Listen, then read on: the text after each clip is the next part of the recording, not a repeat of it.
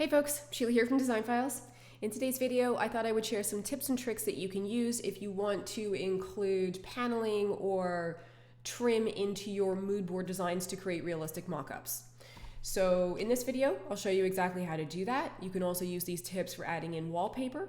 So let's go ahead, we'll jump right in and just get started. And I'll start by just kind of removing all the elements for this particular design here. So we'll get rid of all the paneling here and we're just going to replicate it from scratch. So let's go right ahead here. Okay, cool. So first things first, you can see over here that I've got my three elements here. I've got my chair rail, my baseboard, and my beadboard. So I found these images online. If you are going to be grabbing images online, the first thing that you just want to be aware of is that you want to get images that are shot square on like this. And don't grab any images that are already kind of shot on an angle, because you're going to be dealing with a lot of distorting in your mood board design, especially on the side walls. So you don't want to be already starting from an image that's distorted. So grab something square on like this. Now, what we're going to do here is, and just in case you're wondering how I'm moving my design board around, I'm just holding down the space bar.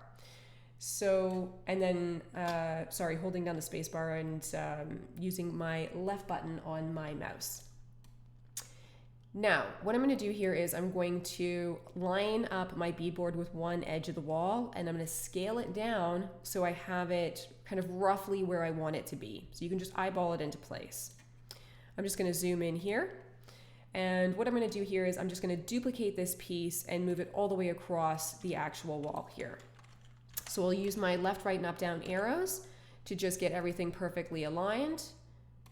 And then I'll just duplicate it again and do the same thing.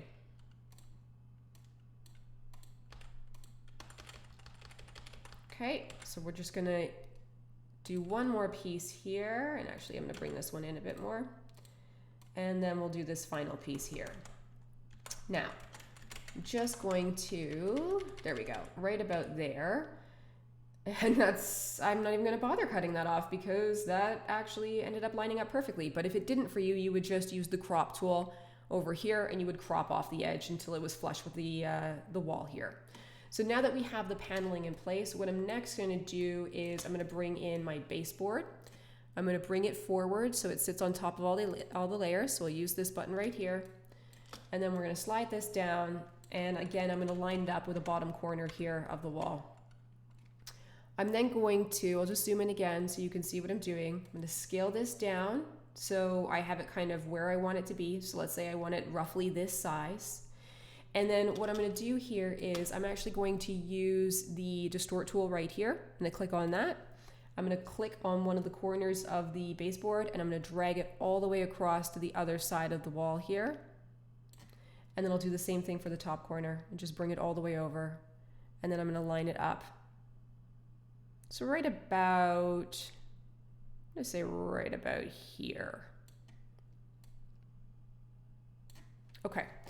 So now that I have that in place, I'm going to apply it, and I'm going to do the same thing for the actual chair rail. So let's bring that in.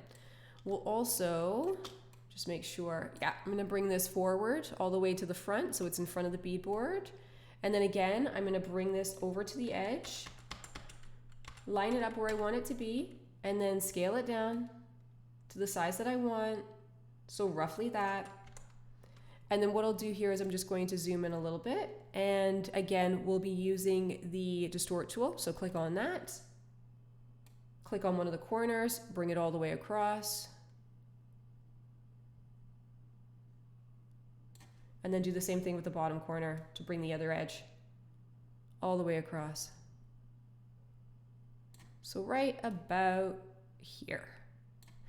Okay, so now that we've got this in place, we're going to apply this. I'm going to zoom out a little bit. Now, if I want to get the perspective right on the side walls, one of the things that's going to make that really easy for me is to go into the text and visual elements library. And you can see you've got your text library here, your visual elements library here. Bring out this perspective grid and drag it into place. Now, you can see I've already got it here. So let me just click on this. I'm going to bring it forward. When I bring my perspective grid forward, what you want to do is you want to scale it up so it extends beyond the edges of your empty room image, and then line it up so it's going along the same angle as the angle of the walls here. So you can see that it's lining up perfectly with the edge of the baseboard here.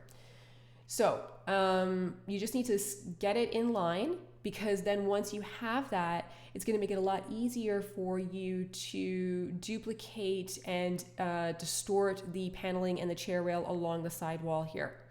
So what I want to do here is I'm actually going to push my perspective grid back so that it's behind all of my paneling elements, but it's in front of the empty room image. And then I'm going to lock it into place right here. I'm going to hold down the space bar again so I can shift my mood board around, and then I'm going to zoom in here so that I can see the details.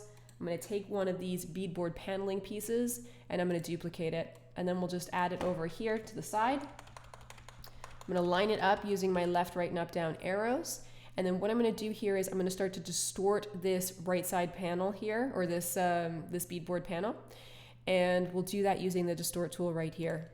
So I'm going to pull on this corner and I'm going to bring it all the way down so that it is in line with the angle of the perspective grid here. So I'm just going to follow that line. Now, when you're distorting items on the side walls, your verticals need to be 100% vertical, and then your horizontals are going to be the lines that you're going to distort so that they are working along the same angle of the actual grid here. So I'm going to bring this corner up. It's kind of halfway between here, so I'm just going to bring this up just a little bit. Actually, probably just about there, to be honest. And I'm going to leave that right there. I'm then going to grab the next piece of beadboard. I'm going to duplicate that. I always start with one that isn't already distorted, so just keep that in mind. And then again, we're going to scale this up just a little bit more. And then what I'll do here is I'm going to use the distort tool again. So again, click on the distort tool, bring this corner down so that it is in line with the perspective grid. And then we're going to bring this corner up. Right about, I'm going to say right about here, actually. I think that looks pretty accurate, right about there. So we'll apply that, and then we're going to do the exact same thing for the chair rail and for the actual baseboard as well. So let's go ahead, we'll grab I'm going to bring this one in just a little bit. Okay, great. And actually I might take one, hold these two down. I'm just going to bring them both in a little bit. Okay, perfect. So now what I'm going to do here is I'm going to take the beadboard, we're going to duplicate that, or sorry, the baseboard, we're going to duplicate that. I'm going to flip it because I want this exact same, I want to make sure that this size and this size matches up perfectly. So there we go. And now that I have that aligned, I'm just going to use the distortion tool, bring one corner down, and then bring the other one down as well. And actually, if I really wanted to make sure that this was accurate, then what I could do here is I'll apply this. I'm going to take this grid here and I'm just going to bring it forward. I think I have to double click on it. Yeah, it was locked. Okay, so I'm going to bring it forward. And actually, it looks like I'm pretty much bang on here. So you can see there's the perspective grid line here, and I'm matching it, and I'm kind of following along that same grid line, so that's great. So now what I'm going to do here is I'm just going to push it back for a second. I'm going to take the chair rail. We're going to duplicate that and flip this, and I'm going to bring it over here. I'm going to bring my perspective grid back. So let's go ahead. We'll bring this back a few layers because I want to see exactly where that grid line is. Okay, perfect. So now I'm going to slide this over, and I'm going to match up my chair rail with the chair rail that's on the back wall here. Okay. And then what I'm going to do here is I'm going to distort this chair rail just the same way I did with the baseboard. So we're going to use the distortion tool here, and we're going to match the top of the beadboard and then bring this one right in line. And it looks like I probably would need to come down a little bit just because you can see here, this is where this this distortion line is, or this perspective line is. So my chair rail's just below that. So I'm going to come just a little bit below that as well, so that it looks like the distortion or the perspective is working correctly along this angled wall here. And then we're going to apply that. So if I zoom in here, And if I click on my perspective grid and push it back, there we go. Now we're getting a cleaner look. Okay, so let's slide this over and you can see what this is starting to look like. So definitely use the perspective grid. It's going to help you align your trim and your paneling on the side wall. It'll show you how you should be distorting it. You can just follow your grid lines. And also, whenever you're adding your paneling, always make sure that you are starting, if you're grabbing images from online, always grab images that are shot square on, because you will be distorting things once you get them into the actual Moodboard software. So you want to start off with something that is shot square on. It's going to make it a lot easier for you. And then over here, I'm just going to do one quick thing, because if I wanted to replicate this look on this wall where we also have windows, one of the things that you would want to keep in mind here is you don't want to work around the windows. So just take your paneling, duplicate it. We're going to flip this over and then line it up. And again, I'll just kind of zoom in a little bit so you can see the edges here. Okay, and then I'm going to take this piece over here. We're going to duplicate that. We're going to flip it, bring it over. And then do the same thing with your chair rail. Duplicate, flip, bring it over. And the baseboard. Duplicate, flip, bring it over. Now, obviously my windows are covered right now, so here's what I'm gonna do.